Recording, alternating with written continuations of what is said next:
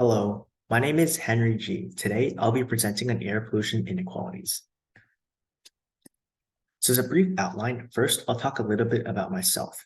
Then I'll give an introduction to air pollution, discussing what it is and what the effects of air pollution are. Then I'll discuss my work done concerning inequalities in New York City, then zoom out and provide a more global perspective. Finally, I'll give a conclusion, as well as provide my references and contact information. So let's dive in. First, a little bit about myself.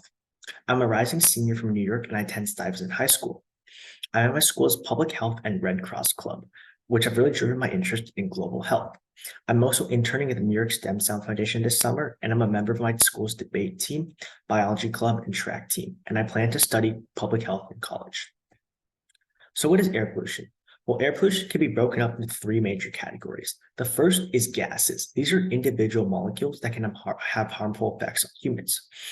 I've listed four of the most common ones below: carbon monoxide, often a product of combustion; ozone, which often drifts down from the stratosphere or is produced in chemical reactions; and sulfur dioxide and nitrogen dioxide, also often produced in chemical reactions or volcanic eruptions.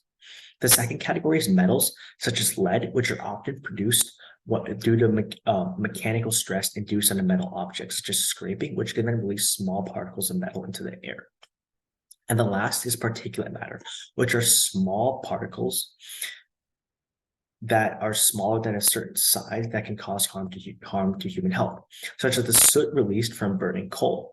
There are two main categories: PM 2.5, which are particles smaller than 2.5 microns in diameter, and PM 10, which are particles smaller than 10 microns in diameter.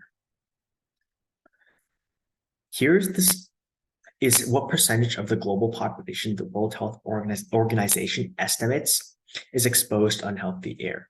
As you can see, it's essentially everyone. So what are some of the effects? Well, immediately, you may begin to experience lung irritation and headaches as you breathe in a lot of harmful particulates and gases. As this continues, you may then experience increased risk of lung infection, as well as the aggravation of chronic syndromes like asthma and COPD.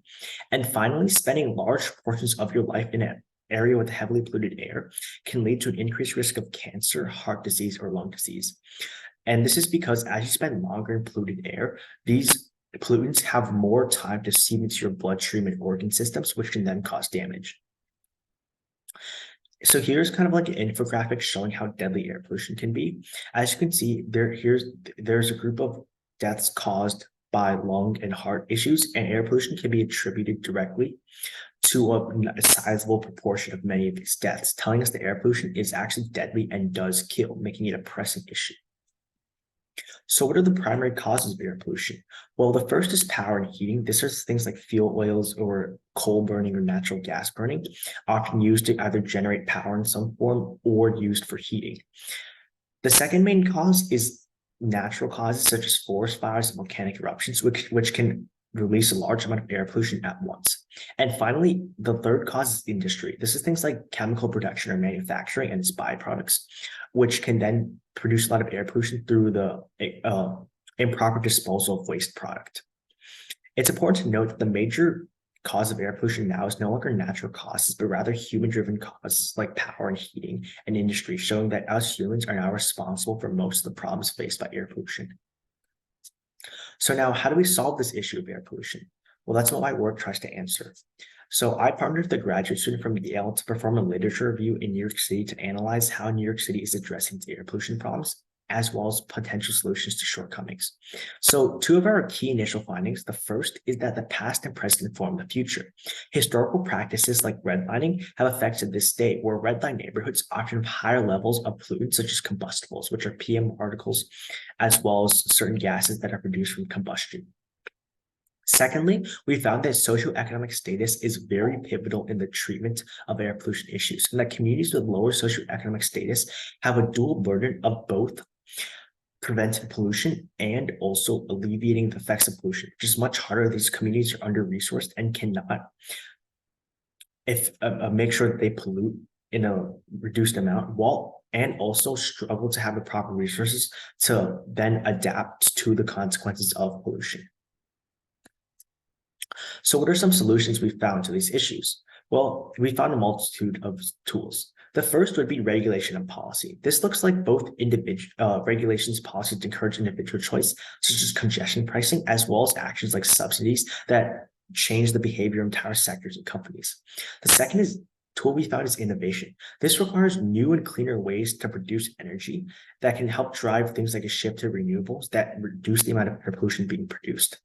The third major solution is advocacy, which is pressure from the people. This can look like voting or protest or even legal action, which provides the necessary pressure for lawmakers and policymakers to then act.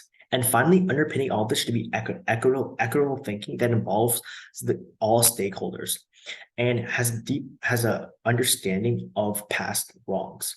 So this looks like things like including communities that are traditionally excluded from the discussion, like redline communities, as well as the usage of international and national institutions like the EPA or the World Health Organization. So now let's provide a more global perspective.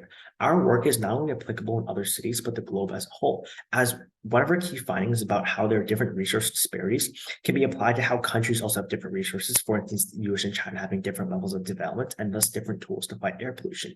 And our discussion about how inequalities from the past and present can shape the future is key now more than ever, as we begin to understand how countries have been affected through past injustices like colonialism, and how these past injustices play a big role in how countries pollute and how they bear the impacts of pollution.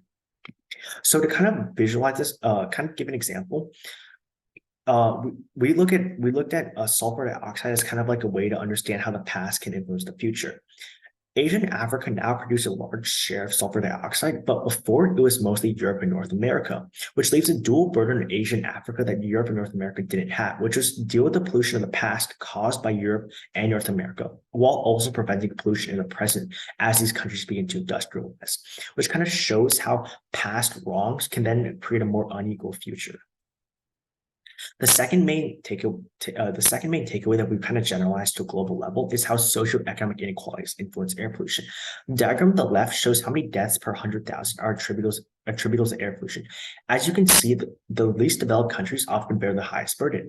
And this is shown in the right, where the countries marked in red are third world countries, and the countries marked in orange are second world countries, while the countries in blue are first world countries. As you can see, there's a clear pattern with the countries that are the most underdeveloped are also the countries that often bear the most deaths from air pollution.